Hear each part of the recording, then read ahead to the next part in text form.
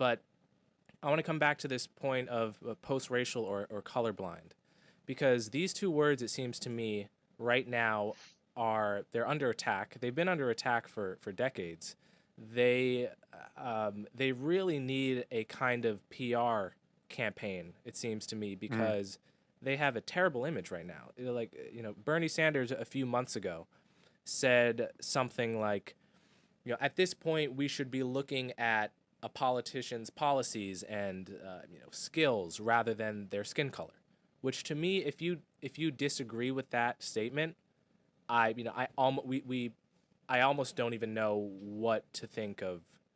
Yeah. Yeah. Like, but 50 years ago he would have been lauded as progressive because he was essentially quoting Martin Luther King. Right.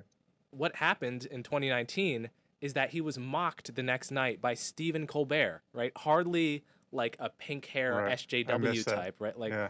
he was mocked for being an old white guy expressing this colorblind ethic.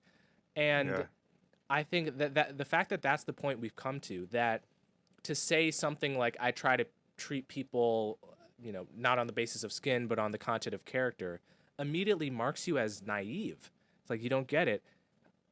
That is crazy to me, because most of the arguments against colorblindness are either complete caricatures or straw men or just non sequiturs. So like, there's the notion that if you are, if colorblindness is a way of ignoring racial injustice, for example, this is something that gets said. Something like, I am black, I will be treated as if I'm black, I will be treated in a different way. Therefore, you can't ask me to be colorblind. You can't ask me to view my race as a trivial part of my identity, because other people won't. The thing is that just is a non sequitur. Like, we know there are so many ways in which you are treated differently based on your appearance, right? Like, Right. you will treat tall people as more competent than short people. There Yeah. are a Well, million. that's actually a great example. It never occurs to me to say this, but um, being short is